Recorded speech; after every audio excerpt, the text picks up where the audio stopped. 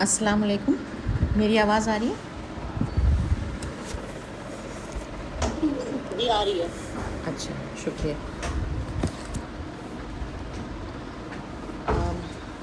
آج ہم لوگ اپنے اس سورہ مائدہ کے سفر کو آگے بڑھاتے ہیں اور آیت نمبر 86 تک جو ہم نے پچھلے ہفتے پڑھا تھا اس کی یاد دہانی کرنے کے لیے اس کو دوبارہ ایک بار ریوائز کرتے ہیں، پھر آگے کی آیتیں کو انشاءاللہ پڑھیں گے۔ اس سے پہلے میں دعا کرنا چاہتی ہوں۔ اعوذ باللہ من الشیطان الرجیم، بسم اللہ الرحمن الرحیم۔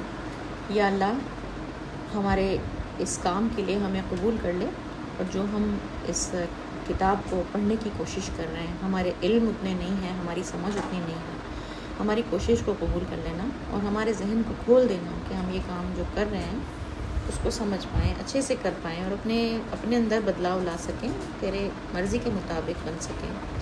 آمین۔ تو اس کو شروع کرتے ہیں۔ پچھلا جو ہم نے پڑھا تھا اس میں ہم نے جو بات ہمیں سمجھ آئی تھی اس کے کچھ پوائنٹس ہیں جو کہ میں ایک بار دوبارہ سے یاد دلاتی ہوں کہ ایک تو یہ سمجھ میں آیا تھا کہ جو بنی اسرائیل کی کتابیں ہیں، آپ لوگ کہیں گے کتابیں کہاں، ان کی تو ایک کتاب ہے تورات۔ اصل میں اس تورات کی کچھ پارٹس ہیں، جسے انگریزی میں تو کہتے ہیں نیو ٹیسٹمنٹ، اولڈ ٹیسٹمنٹ، لیکن ہندی میں ہم اس کو یا اردو میں اس کو زبور یا انجیل کہتے ہیں۔ اس کے کچھ پارٹس ہیں، کئی پارٹس میں ہے یہ کتاب۔ تو اس کے جو پارٹس ہیں اس میں پہلے سے ہی مینشنڈ ہے کہ ان کے جو نبی تھے، کئی نبی تھے، انہوں نے ان کو ان کی غلطیوں پر، ان کی کمیوں پر ٹوکا اور ان کی باتیں بتائیں، اور اس کتاب میں یہ سب چیزیں درج ہیں۔ تو اسی کا حوالہ قرآن کی ان آیتوں میں جو ہم نے پچھلی بار پڑھا تھا اس میں دیا گیا تھا کہ جب بھی ان کے اندر کمیاں آتی تھیں تو ان کے جو نبی ان کے یہاں پیدا ہوتے تھے اس وقت، وہ ان کو ٹوکتے تھے اور ان کی ہیمرنگ کرتے تھے، ان کو اچھے سے یہ ساری چیزیں ان کے اندر پیوست کرتے تھے۔ تو داؤد علیہ السلام کی بات ہوئی اور عیسیٰ علیہ السلام کی بات ہوئی کہ انہوں نے ٹوکا۔ مطلب ان کو اس لیے کہا گیا کہ وہ داؤد علیہ السلام اس شروع کے نبی تھے جب کہ ان کو حکومت مل گئی تھی۔ اس وقت یہودیوں کو بہت بڑی حکومت مل گئی تھی جب داؤد علیہ السلام تھے، اور ان کے بیٹے سلیمان علیہ السلام، ان کے زمانے میں یہودیوں کے پاس بہت بڑی حکومت تھی۔ تو اس وقت بھی یہودیوں میں برائیاں آ گئی تھیں، کمیاں آ گئی تھیں جس کو وہ ٹوکتے تھے، اور عیسیٰ علیہ السلام ان کے آخری نبی تھے۔ وہ بھی بنی اسرائیل کو ان کی کمیوں پر ٹوکنے کے لیے، سمجھانے کے لیے ہی بھیجے گئے تھے۔ تو کیسی اسٹیٹمنٹس اس میں موجود ہیں، اس میں یہی بتایا جاتا ہے کہ وہ لوگ اوپر سے تو دیندار تھے مگر اندر سے ایمان ان کے اندر ذرا سا بھی نہیں تھا۔ وہ نہ تو انصاف سے کام لیتے تھے، نہ اللہ کا ڈر ان کے دل میں تھا۔ بس وہ لوگ نہ تو ایمانداری سے ہی پیش آتے تھے، بس وہ لوگ دکھاوے کے سارے کام کرتے تھے۔ تو ایک وہ یاد آ رہا ہے مجھے، اس میں نے پچھلی بار پڑھا تھا کہ ایک انجیل میں عیسیٰ علیہ السلام نے کہا تھا کہ تم لوگ اونٹ کو نگل لیتے ہو اور مچھر کو چھانتے ہو، یعنی کہ بڑے بڑے جو معاملے ہیں اس میں تو تم لوگ اگنور کر دیتے ہو چیزوں کو، بڑی بڑی غلطیوں کو، اور چھوٹی چھوٹے شوشے نکالتے ہو، چھوٹی چھوٹی کمیاں ان کو لے کر بیٹھے رہتے ہو، اور لمبی لمبی نمازیں پڑھتے ہو اور دلوں میں ریاکاری ہے۔ مطلب تم دکھاوے کے لیے اتنی لمبی لمبی عبادتیں تو کرتے ہو، لیکن تمہارے دل میں یہ ہے کہ ہم دوسروں کو شو آف کریں، ہم لوگوں کو دکھائیں کہ ہم کتنے دیندار ہیں۔ تو اس طرح کی بات عیسیٰ علیہ السلام کا میں نے ایک سینٹینس یہ کوٹ کیا ہے۔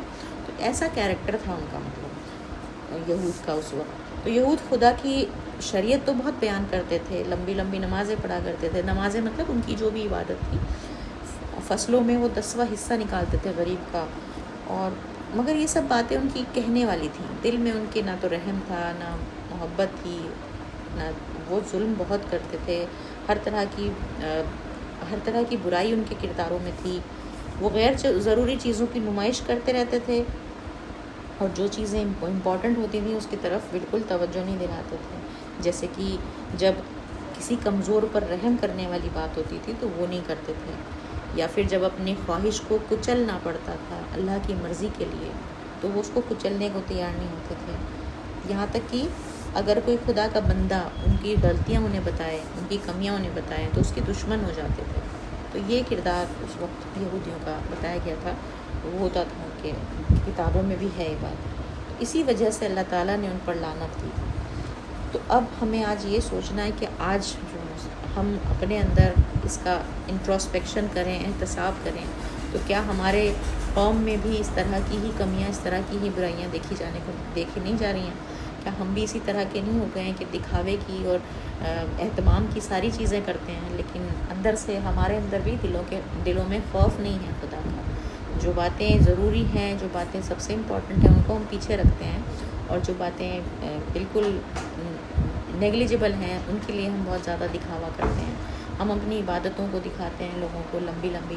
ہم نے پتہ نہیں آپ لوگوں نے سنا کہ نہیں، میں نے تو کئی دفعہ سنا کہ کسی غیر مسلم کے سامنے جب ہم اپنے روزے کی بات کرتے ہیں تو ہم اسے بہت ہی فخر کے ساتھ کرتے ہیں کہ ارے تم کیا ورت رکھو گے، ہمارے روزے دیکھو، ہم ایسے رکھ لیتے ہیں۔ تو یہ چیز کیا ہے؟ یہ ریاکاری تو ہے۔ ہم اپنی عبادت ان کو کیوں دکھا رہے ہیں؟ ہم اپنے خدا کے لیے ایسا کر رہے ہیں، ہم خدا کے لیے کر رہے ہیں، کسی اور کو دکھانے کے لیے نہیں کر رہے ہیں۔ یہ ہمیں نہیں سمجھ میں آ رہا۔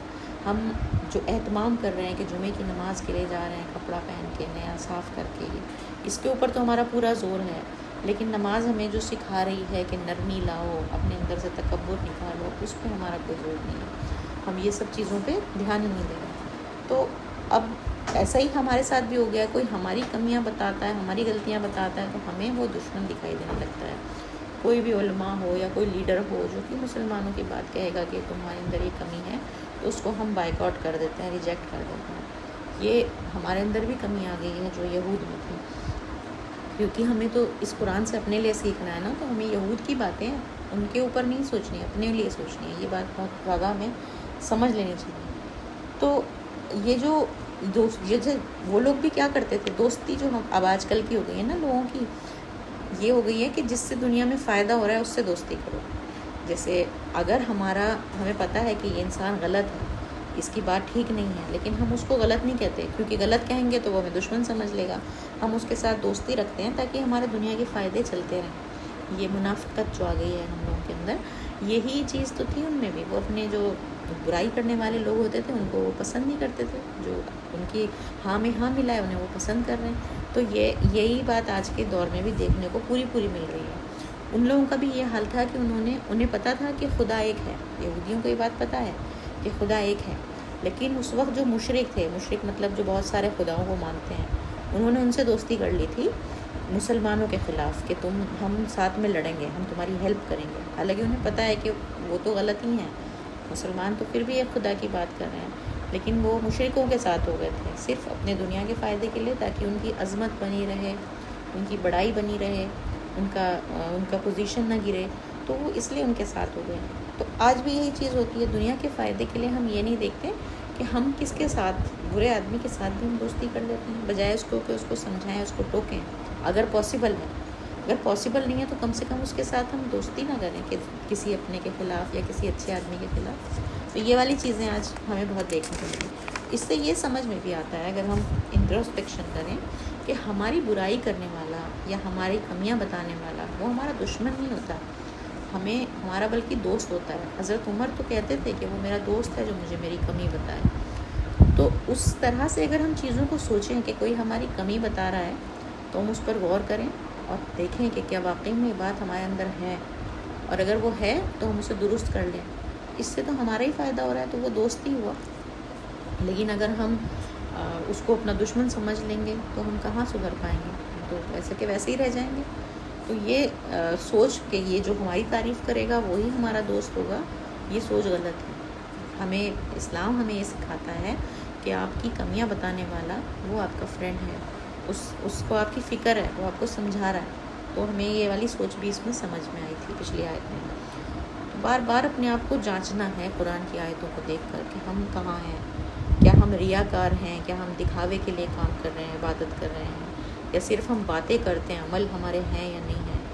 ہماری کوئی برائی بتاتا ہے تو کیا ہم اس کے دشمن تو نہیں ہو جاتے، اس کے لیے نیگیٹو تو نہیں ہو جاتے کہ یہ تو میرے خلاف ہی رہتا ہے، یہ تو میرا دشمن ہی ہے، یہ تو مجھے کبھی پسند ہی نہیں کرتا۔ اور ایک اور بات جو پچھلی ہفتے ہم نے جب سمجھی تو قرآن میں یہ پوائنٹ ملا کہ یہود کے اندر تکبر تھا نا بہت زیادہ، کیونکہ ان کی ہزاروں سال کی ہسٹری تھی، ہزاروں سال سے نبی آ رہے تھے ان کے قوم میں ایک کے بعد ایک، تو ان کو ایک تکبر آ گیا تھا اپنے لیے کہ ہم بہت ہی سپیریئر ریس ہیں، ہم عظیم قوم ہیں ایک دم۔ تو یہ جو تکبر ہوتا ہے یہ انسان کے دل کو نا سخت کر دیتا ہے، اور سچائی دل میں پہنچ ہی نہیں پاتی کسی بھی طرح سے جب تکبر ہو کسی کے اندر.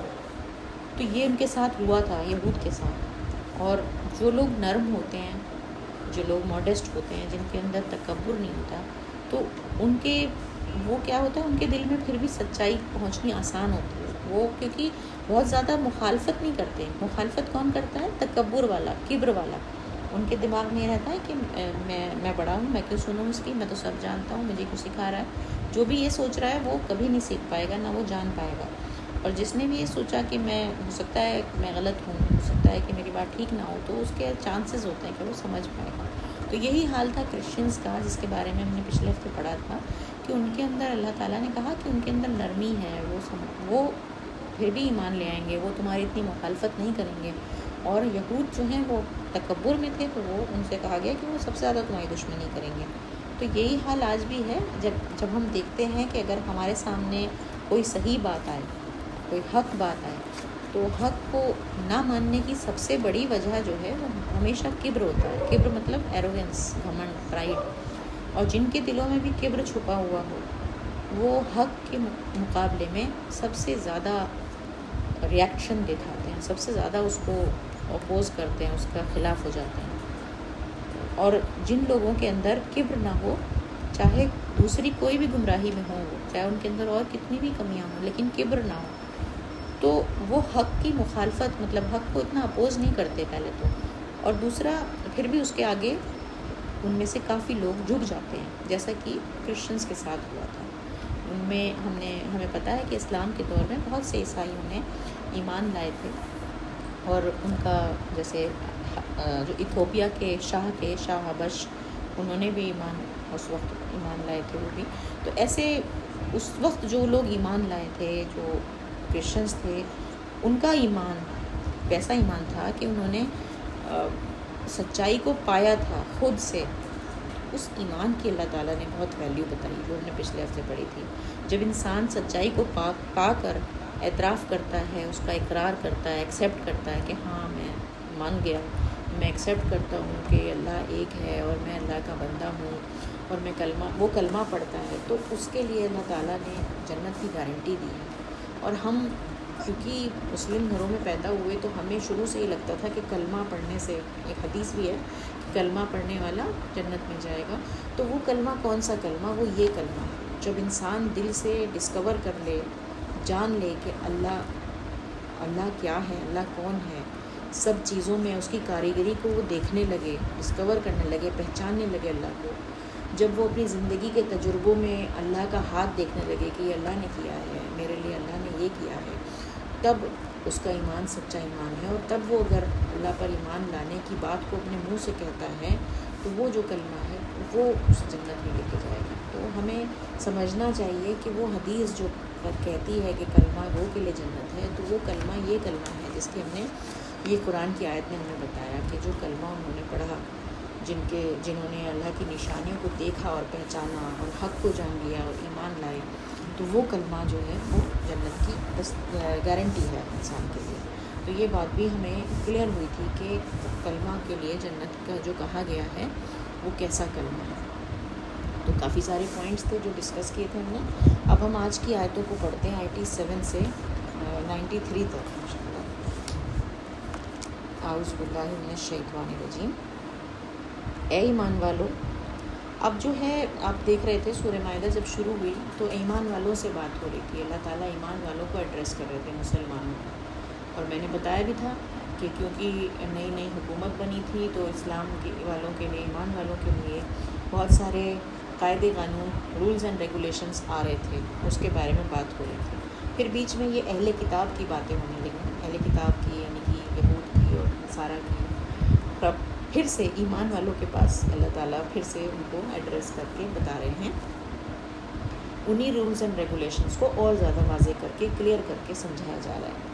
اے ایمان والو، ان ستھری چیزوں کو حرام نہ ٹھہراؤ جو اللہ نے تمہارے لیے حلال کی ہیں، اور حد سے نہ بڑھو. یعنی کہ اللہ تعالیٰ فرما رہے ہیں کہ جو چیزیں پچھلی آیت جو ہم نے شروع کی آیتیں 1 سے 10 تک پڑھی تھی، ان میں بتا دیا تھا کیا چیز حرام ہے ہمارے کھانے کے لیے، کیا چیز منع کی گئی ہے. تو باقی جو چیزیں اللہ نے حلال کی تھیں، الاؤ کی تھیں کہ کھاؤ، صاف ستھری چیزیں، ان چیزوں میں بھی اگر کہا گیا کہ ان میں تم کسی چیز کو حرام نہ ٹھہراؤ، مطلب خود سے مت تم کہو کہ نہیں یہ نہیں میں کھاؤں گا، یہ نہیں میں لوں گی. تو اللہ نے تمہارے لیے جو حلال کر دی وہ ایک لمٹ طے کر دی. اب تم اس حد سے آگے نہ بڑھو کہ خود سے تم اپنے آپ کو اور زیادہ چیزوں میں منائی کرو کہ نہیں یہ چیز میں نہیں یوز کروں گی، یہ چیز میں نہیں یوز کروں گی. تو جیسے کہ اس کا میں اگزامپل بتاتی ہوں کہ رسول اللہ صلی اللہ علیہ وسلم کے زمانے میں کیا ہوا کہ جو صحابی تھے، کچھ صحابیوں نے سوچا کہ یہ تو نبی ہیں رسول اللہ صلی اللہ علیہ وسلم، ہم تو عام انسان ہیں، ہمیں تو کچھ ایکسٹرا کرنا چاہیے تب جا کے ہم شاید نیک بن سکیں، ہم جنت میں جا سکیں. تو یہ تو جو کرتے ہیں، جتنی نماز یہ پڑھتے ہیں، جتنے روزے یہ رکھتے ہیں، ہم اس سے زیادہ کریں گے. اب یہ انہوں نے اس طرح کی قسمیں کھا لیں کہ کسی نے کہا کہ ہم فیملی لائف نہیں جئیں گے، ہم باہر جنگلوں میں رہیں گے. کسی نے قسم کھا لی کہ ہم گوشت نہیں کھائیں گے، ہم بالکل سادہ کھانا کھایا کریں گے، ہم نکل جائیں گے یہاں سے. کسی نے کہا ہم ساری عمر کے روزے رکھیں گے. اس طرح سے ان کے اندر جذبہ تھا، کیونکہ وہ اللہ کے قریب جانا چاہتے تھے، نیکی جانا چاہتے تھے، تو انہوں نے اس طرح کی چیزیں کریں. اسی طرح کی مطلب بیک گراؤنڈ میں آپ یہ سمجھیں کہ اللہ تعالیٰ نے پھر یہ آیت اتاری کہ تم ان ستھری چیزوں کو حرام نہ ٹھہراؤ جو میں نے تمہارے لیے حلال کی ہیں. تو جب اللہ نے آپ کو کوئی چیز الاؤ کر دی ہے، اب آپ اس پہ وہ نہیں رکھتے ہو، اتھارٹی نہیں رکھتے ہو کہ آپ خود سے اس کو حرام کر لو اور حد سے آگے نہ بڑھو. یہ حد ہے تمہاری، اب تم اس سے آگے لمٹ کراس مت کرو. اللہ حد سے بڑھنے والوں کو پسند نہیں کرتا. تو پسند نہیں کرتا کا مطلب ہے کہ اللہ اس چیز سے ناراض ہوتا ہے. ظاہر سی بات ہے، جب ہم مان لیجیے ہم کسی پاور میں ہوتے ہیں، ہم کسی کو کہتے ہیں کہ تم دیکھو تم یہ کام کرو گے، تم یہ کام کرو گے، اگر اس میں کوئی ادھر دخل اندازی کرتا ہے تو ہمیں برا لگتا ہے نا کہ یہ کیوں کر رہا ہے. تو یہی چیز اللہ تعالیٰ نے کہا کہ یہ چیز سخت ناپسند ہے. اس طرح کہ تم خود سے اپنے آپ اپنے لیے کوئی لمٹ طے نہیں کرو گے، جو میں نے تمہیں لمٹ دی ہے اسی میں رہو. اور اللہ نے تمہیں جو حلال چیزیں دی ہیں ان میں سے کھاؤ اور اللہ سے ڈرو جس پر تم ایمان لائے ہو. تو یعنی تمہارا جو ٹیسٹ ہے وہ یہی ہے کہ تم ان چیزوں میں رہو، دنیا میں رہو، اسے یوز کرو اور اللہ سے ڈرتے رہو جس پر تم ایمان لائے ہو. تو اللہ سے ڈرتے ہوئے، اللہ کی مرضی کے مطابق چلتے ہوئے، تم اس چیزوں کو استعمال کرتے ہوئے زندگی گزارو. اللہ جو ہے ہمارا امتحان ہی اس میں لے رہا ہے کہ ہم دنیا کو چھوڑ کر بھاگ نہیں سکتے. جیسے جو لوگ چاہتے تھے کہ وہ جنگلوں میں رہنے شروع ہو جائیں، دنیا کی پریشانیوں سے دور، بزنس کرنا نہ پڑے، کچھ کاروبار نہ کرنا پڑے، وہ نہ جھوٹ کھولیں گے نہ کچھ ہوگا، ہم نیکی کرتے رہیں گے. اس میں ان کے لیے تو ایک طرح سے اللہ کا ٹیسٹ تو یہ ہے نا کہ ہم اسی چیز میں رہیں، وہ ساری چیزیں ہمارے سامنے ہوں، ہماری خواہشوں کی چیزیں بھی ہمارے سامنے ہوں، ہم وہاں پہ صرف ضرورت کے مطابق ان چیزوں کا استعمال کریں اللہ سے ڈرتے ہوئے اور پھر زندگی کو گزاریں. تو یعنی کہ اسلام کے مطابق جو زندگی ہے وہ ہے تقویٰ کی زندگی، اللہ سے ڈرتے ہوئے رہیں. یعنی کہ ہمارا دل چاہ رہا ہے کہ ہمیں غصہ آ رہا ہے کسی پہ، اور ہمارا دل چاہ رہا ہے کہ ہم اسے خوب سنائیں، خوب مارے پیٹیں یا برا بھلا کہیں، لیکن ہم رک جائیں کہ اللہ نے ہمیں منع کیا غصہ کرنے سے. یا کہیں پر ہم پھنس گئے، ہمارا دل نے کہا کہ جھوٹ بول دو، لیکن ہم رک گئے کہ اللہ نے جھوٹ بولنے سے منع کیا، چوری کرنے سے منع کیا، اللہ نے اس طرح کے کاموں، گناہوں کے کاموں سے روکا، تو ہم رک جائیں. تو یہ ہے اصل اپنے آپ کو روکنا، یہ ہے وہ چیز جس میں تم اللہ کے قریب ہوں گے. نہ کہ یہ کہ تم دنیا چھوڑ کے رہنے لگو، سنیاسی بن جاؤ، تم شادی نہ کرو یا تم روزے رکھتے رہو. یہ اس سے جنت نہیں ملے گی. جنت اس سے ملے گی کہ تم اپنے آپ کو یہاں پہ روکو جہاں تمہارے جذبات آ رہے ہیں، جہاں تم اپنے ایموشنز پہ کنٹرول کر پا رہے ہو اللہ کے لیے. وہ چیز تمہیں جنت دلائے گی، کیونکہ وہاں پہ تمہیں زور پڑ رہا ہے نا کہ دل تو چاہ رہا ہے کہ یہ کر دو، ایک دم تہس نہس کر دو، لیکن کیونکہ خدا کا خوف دل میں ہے تو اپنے آپ کو روک رہے ہو، ہے نا. یہ چیز ہے جو کہ ہمیں خدا کے نزدیک لے جائے گی، اللہ کا محبوب بندہ بنائے گی، اسے پسند کرتا ہے. اللہ تم سے تمہارے بے معنی قسموں پر گرفت نہیں کرتا. تو یہ اللہ کی بہت بڑی رحمت ہے کہ وہ ہماری بے معنی قسموں پہ نہیں پکڑتا. یعنی کہ جو میننگ لیس قسمیں لوگ کھا لیتے ہیں، کئی لوگوں کو عادت ہوتی ہے کہ قسم کھا کر کے بات کرتے ہیں. سنا ہوگا آپ نے کہ قسم سے میں یہ کر رہی تھی، قسم سے وہ ہو رہا تھا. تو یہ اس طرح کی کسی کا تکیہ کلام ہی ہو جاتا ہے ایسے بولنا. اور عرب میں اس وقت بہت زیادہ کامن تھا، اب بھی پتہ نہیں ہوگا، کہ وہ قسم کھا کے ہی بات کرتے تھے ہر بات پہ.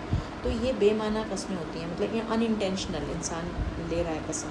تو اس پہ اللہ تعالیٰ کی اتنی بڑی رحمت کہ اللہ نے کہا کہ وہ تمہاری بے معنی قسموں پر گرفت نہیں کرتا، مگر جن قسموں کو تم نے مضبوط باندھا، مگر جو تم نے دل سے سوچ کر قسم کھائی، ان پر ضرور تمہاری گرفت کرے گا۔ ایسی قسم کا کفارہ ہے 10 مسکینوں کو اوسط درجے کا کھانا کھلانا جو تم اپنے گھر والوں کو کھلاتے ہو، یا کپڑا پہنا دینا، یا ایک گردن آزاد کر دینا۔ تو یہاں پہ کون سی قسموں کی بات ہو رہی ہے؟ اصل میں کچھ لوگوں نے، جیسے میں نے ابھی بتایا تھا نا، کہ قسم کھا لی تھی کہ ہم شادی نہیں کریں گے، ہم کھانے میں یہ نہیں کھایا کریں گے، وہ نہیں کریں گے، تو ان قسموں کی بات ہو رہی ہے۔ تو اللہ تعالیٰ نے کہا اگر تم نے ایسے ہی ان انٹینشنل کوئی بات کہہ دی تو اس کی تو کوئی پکڑ نہیں، لیکن اگر تم نے اس کو ارادے سے اور دل سے کہا ہے تو اب اس کا کفارہ دینا پڑے گا، فائن دینا پڑے گا۔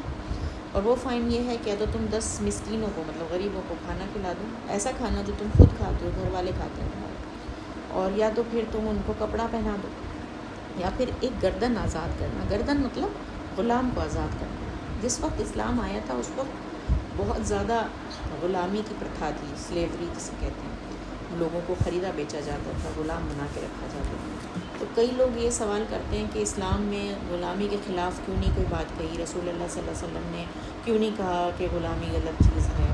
تو سب سے پہلے اس کو سمجھنے کے لیے یہ بات ضروری ہے ہمیں جاننا کہ رسول اللہ صلی اللہ علیہ وسلم کوئی سوشل ریفارمر نہیں تھے، وہ سوسائٹی کو ٹھیک کرنے نہیں آئے تھے، وہ اللہ کا میسج دینے آئے تھے۔ کیا کہ جنت کیا ہے، جہنم کیا ہے، جہنم سے کیسے بچنا ہے، جنت میں کیسے جانا ہے، ان کو اس لیے بھیجا گیا تھا۔ لیکن اسلام میں بار بار ہر جرم میں فائن جو ہے نا وہ غلام کی آزادی سے ہی ہوتا تھا۔ اس پہلے کبھی ایسا نہیں ہوتا کہ غلام کو آزاد کیا جائے، لیکن اسلام نے پروموٹ کیا بار بار کہ غلام کو آزاد کرو۔ تو یہ انڈائریکٹ طریقہ تھا بتانے کا، کیونکہ کسی بھی سوسائٹی کے ٹریڈیشن کو توڑا ایک دم نہیں جاتا، دھیرے دھیرے ٹوٹتا ہے۔ تو اس وقت ان کے دماغوں میں یہ بات ڈالنا کہ ان پہ زیادتی نہیں کرنی، ان سے محبت سے رہنا ہے، ان کو آزاد کرنا ہے، کوئی بھی غلطی ہو انہیں آزاد کر دو۔ آپ نے پہلے بھی پڑھا ہوگا جب روزہ چھوٹ جائے تو اس میں بھی غلام آزاد کرنے کی بات تھی فائن کے طور پر۔ تو اس چیز کو بہت پروموٹ کیا جاتا تھا کہ غلام کو چھوڑ دیا جائے۔ اور رسول اللہ صلی اللہ علیہ وسلم کے جب بھی آپ لوگ جانتے ہوں گے ان کے غلام ان کے اتنے زیادہ ان کو پسند کرتے تھے کہ جب ان کے اصلی گھر والے آئے تو ان کے ساتھ ہی نہیں گئے، اتنا زیادہ ان سے ان کو لگاؤ ہو گیا تھا۔ تو یہ جو کیریکٹر تھا یہ اسلام نے دیا تھا کہ کسی پہ ظلم نہیں کرنا، کسی کو ایکسپلائٹ نہیں کرنا۔ تو یہ جو بات لوگ کہتے ہیں کہ سلیوری کی بات کیوں نہیں کہی، تو ایسی کوئی ڈائریکٹ بات تو نہیں ہے، کیونکہ ان کا مشن ہی وہ نہیں تھا۔ اگر وہ ایسا کہتے تو رسول اللہ کا مشن ڈسٹرب ہو جاتا، ڈسٹریکٹ ہو جاتا، وہ کسی اور ہی لڑائیوں میں لگ جاتے۔ لیکن انہوں نے ہمیشہ اپنی اللہ تعالیٰ کے جو بھی پیغام آئے اس میں ہمیشہ اس بات پہ پروموٹ کیا گیا کہ غلام کو آزاد کرو۔ اور پھر یہ بھی کہا جاتا تھا ہمیشہ کہ جس کو میسر نہ ہو، مطلب جس کے پاس نہ غلام ہو، نہ کسی کو کھانا کھلانے کے پیسے ہوں، نہ کپڑے پہنانے کے پیسے ہوں، لیکن اس نے غلطی سے ایسی قسم کھا لی جو اس نے کھا بیٹھا ہے، تو وہ کیا کرے، وہ 3 دن کے روزے رکھے۔ یہ کفارہ ہے تمہاری قسموں کا، جب کہ تم قسم کھا بیٹھو، اور اپنی قسموں کی حفاظت کرو۔ تو یعنی کہ جو بھی آپ بات کسی سے کہتے ہو، قسم کھاتے ہو، وعدہ کرتے ہو، اس کی حفاظت کرنی ہے، اس کو لائٹلی نہیں لینا کہ ارے نہیں کوئی بات نہیں، چلو تو ہو گیا تھا جو ہو گیا تھا، اب چھوڑو، اب حالات ایسے ہو گئے۔ ہمیشہ اس کا کفارہ دینا ہے اگر آپ نہیں پورا کر پا رہے ہو، اور نہیں تو اس کو پورا کرو، اپنی قسموں کی حفاظت کرو۔ اس طرح اللہ تمہارے لیے اپنے احکام بیان کرتا ہے تاکہ تم شکر ادا کرو۔ تو یہ اللہ کا بہت عظیم شکر ہے کہ اس نے ہمیں بتایا کہ ہمیں کیسے رہنا ہے۔ یہ اگر ہمیں پتہ نہ ہوتا تو ہم بھی جانوروں کی طرح رہ رہے ہوتے، ہمارے پاس گھر گاڑی بنگلہ سب ہوتا، لیکن ہمارے پاس صحیح اور غلط کا راستہ نہ ہوتا تو کیسی زندگی ہوتی؟ کچھ بھی عجیب ہی ہوتا نا، سب کچھ، کوئی مورلز ہی نہ ہوتے، کسی کی سوسائٹی کیسی ہوتی؟ تو یہ اللہ کا شکر ہے کہ اس نے ہمیں اپنے احکام بتائے۔ احکام مطلب ٹیچنگس۔ پھر آگے کہا جا رہا ہے، اس میں جو اوپر کی آیتیں تھیں اس میں 2 باتیں ضرور سمجھ میں آ رہی ہیں۔ ایک تو شکر پہ بہت زور ہوا نا کہ اللہ کا شکر ہے کہ اس نے ہمیں احکام بتایا۔ دوسرا میں نے بتایا تھا کہ اللہ کا ڈر۔ تو شکر اور ڈر، انہی 2 چیزوں میں ایک مومن کی زندگی ہے۔ ڈرتے ہوئے کہ جیسے میں نے بتایا اپنے ایموشنز کو روک کے رکھے گا، وہ جو بھی اللہ سے ڈرے گا وہ اپنے جذبات سے نہیں چلے گا، وہ اپنی خواہش سے نہیں چلے گا، وہ اللہ کے حکم سے چلے گا، جو اس نے بتایا ویسے ہی چلنا ہے مجھے۔ میرا دل چاہ رہا ہے کہ میں اس سے لڑائی کروں، مگر میں نہیں لڑوں گا کیونکہ مجھے اللہ نے منع کیا ہے۔ میرا دل چاہ رہا ہے کہ میں جھوٹ بول دوں آج، لیکن میں نہیں بولوں گا کیونکہ مجھے اللہ نے منع کیا۔ اور ایسے شکر کی بات ہے، جب ہمیں کچھ ملتا ہے تو اکثر ہمارے اندر یہ کمی ہے انسانوں کے اندر. جیسے ہمیں کوئی پیسہ ملا، کوئی پوزیشن ملی، تو ہم یہ سوچتے ہیں کہ یہ میں نے کمایا ہے، یہ میں نے پایا ہے، اس کو میں نے خریدا ہے. ایسا جب ہم سوچتے ہیں تو ہمارے اندر گھمنڈ آتا ہے. اور ابھی میں نے پیچھے پڑھا تھا ہم لوگوں نے، یہ گھمنڈ جو ہے وہ سب سے بری چیز ہے، اللہ کے پاس نہیں پہنچنے دیتا ہے.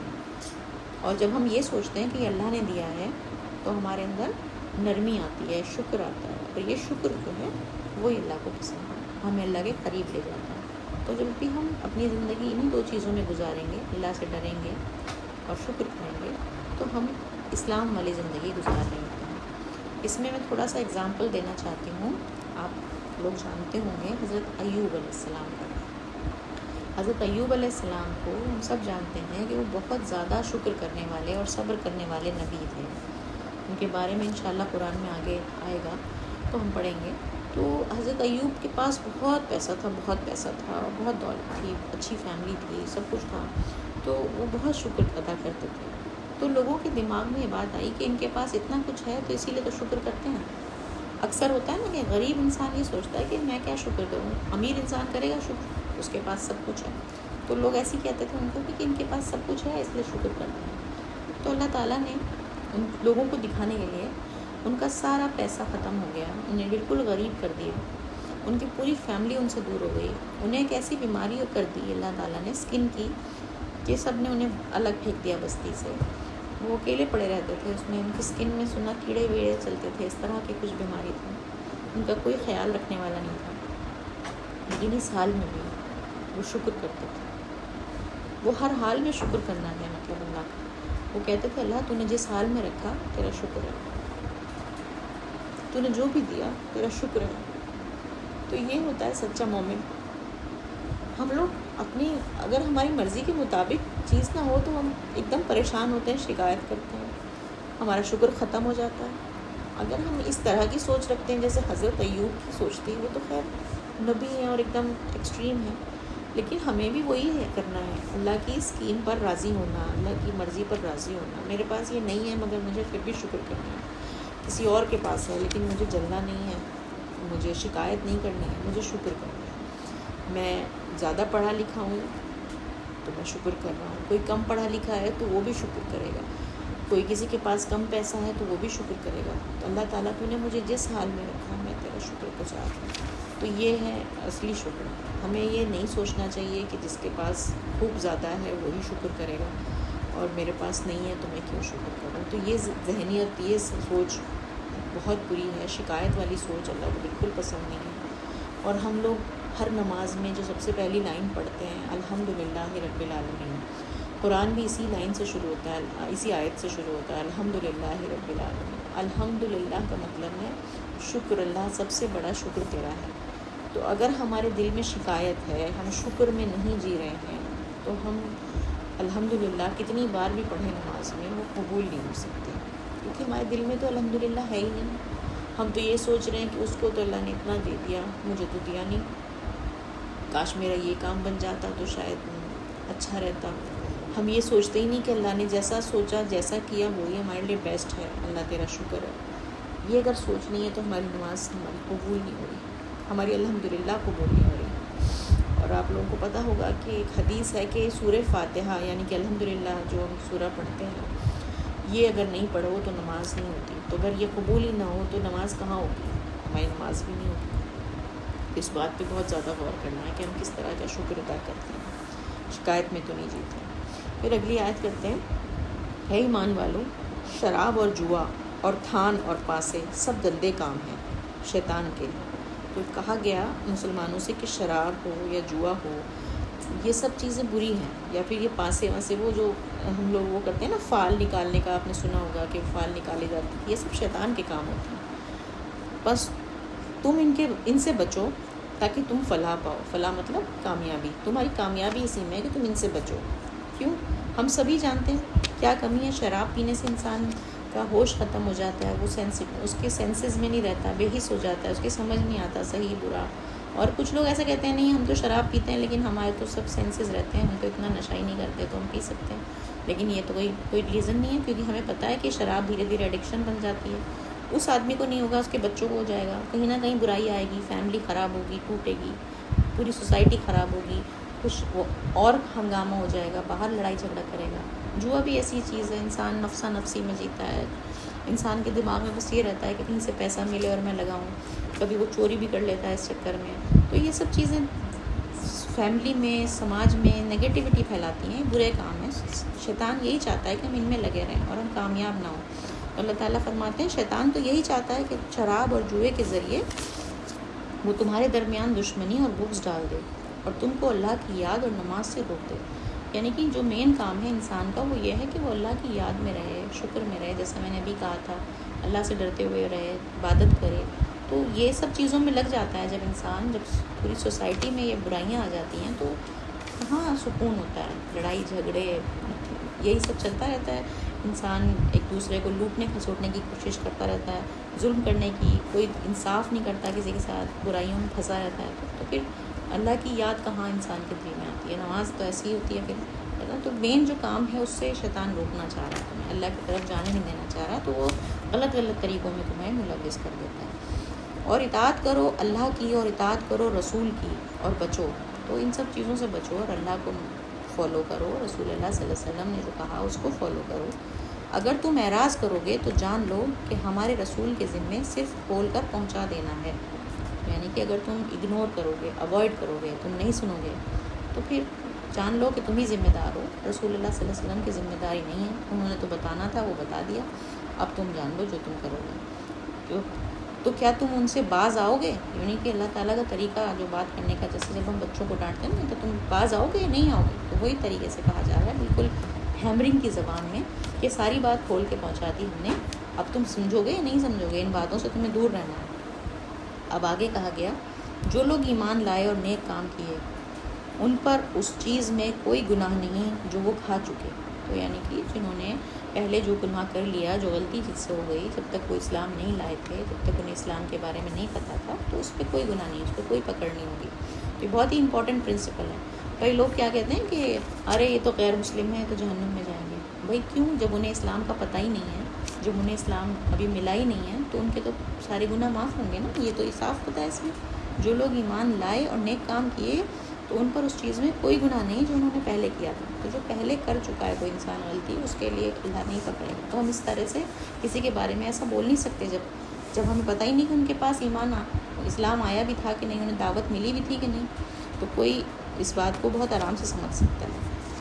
پھر کیا ہے، جب کہ وہ ڈرے اور ایمان لائے اور نیک کام کیا، پھر جب ان کو پتہ چل گئی اصلیت تو پھر وہ ڈرے اللہ سے اور پھر وہ ایمان لے آئے، پھر اللہ نے انہیں معاف کر دیا۔ پھر ڈرے اور ایمان لائے، پھر ڈرے اور نیک کام کیا۔ تو اللہ تعالیٰ کو ایسے لوگ پسند ہیں۔ ہم ہی سب لوگ جب ہم ایمان والے ہیں تو ہم بار بار اللہ سے توبہ کرتے ہیں، لیکن ہم سے پھر غلطی ہو جاتی ہے، ہم پھر ڈرتے ہیں، پھر ایمان لاتے ہیں۔ ایمان لانے کا مطلب ہے پھر توبہ کرنا اور اللہ کی طرف واپس جانا، پھر ڈرتے ہیں، پھر غلطی ہو گئی، پھر اللہ کی طرف واپس جاتے ہیں۔ یہ انسان کے ساتھ ہوتا رہتا ہے۔ تو اللہ تعالیٰ نے اسی پروسیس کو بتایا، پھر ڈرے اور ایمان لائے، پھر ڈرے اور نیک کام کیا۔ ڈر جاتے ہیں کہ اللہ یہ کیا کر دیا ہم نے، پھر کچھ ایکسٹرا نیکی کرنے لگتے ہیں کہ نہیں اللہ ہمیں معاف کر دے، اللہ ہمیں معاف کر دے۔ اور اللہ نیک کام کرنے والوں کے ساتھ محبت رکھتا ہے۔ اللہ نے یہ بات کہہ دیا کہ جو لوگ ایسے ہوں گے جن کے دل میں ڈر ہوگا، وہ بار بار لوٹیں گے اللہ کی طرف، اللہ سے معافی مانگیں گے، نیک کام کریں گے بار بار، تو اللہ تعالیٰ ان کے ساتھ محبت رکھتا ہے۔ تو اللہ کی محبت تو سبھی کو چاہیے۔ اللہ جس سے محبت کرے گا وہ تو واقعی میں جنتی ہے اور اس کے پاس اس کی کامیابی ہے۔ تو یہ آج کی ہماری آیتیں تھیں۔ آج تھوڑا وقت ہم نے زیادہ لے لیا، اب اس کو کوئی پوائنٹ کسی کے پاس نہ ہو تو دعا سے ختم کر دیتے ہیں۔ ٹھیک ہے، میں دعا کرتی ہوں۔ الحمدللہ رب العالمین الرحمن الرحیم مالک یوم الدین ایاک نعبد و ایاک نستعین اہدنا الصراط المستقیم صراط الذین انعمت علیہم غیر المغضوب علیہم ولا الضالین۔ یا اللہ، ہم نے آج جو تیرے کلام میں یہ آیتیں پڑھی، اللہ ان کی سمجھ ہمارے دلوں میں بنا، ہمارے ذہنوں کی کھڑکیوں کو کھول دے، ہم ان کے گہرے معنوں کو سمجھ کر اس پہ عمل کرنے والے بنیں۔ یا اللہ، ہم عمل کرنے والے بنیں۔ یا اللہ، جو کمی ہم سے ہو گئی، جو غلطی ہم سے ہو گئی، اس کو درگزر کر دینا۔ یا اللہ، اسے قبول فرمانا۔ یا اللہ، ہمارے الحمد کو سچا الحمد بنانا، ہمیں ہمیں سچا شکر کرنے والا بنانا، ہمارے دلوں سے ہر شکایت کو نکال دینا، خدایا ہماری زندگی کو قرآن کے حساب سے چلنے والا بنا دینا، زندگی کو ہم اسی طرح سے موڑیں جیسا قرآن چاہتا ہے۔ یا اللہ ہماری غلطیوں کو معاف کرنا۔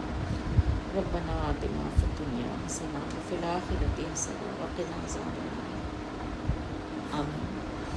جزاک اللہ اس ورسز کو سننے کے لیے۔ انشاءاللہ اگلے ہفتے ہم اس کو آگے کنٹینیو کریں گے۔ السلام علیکم۔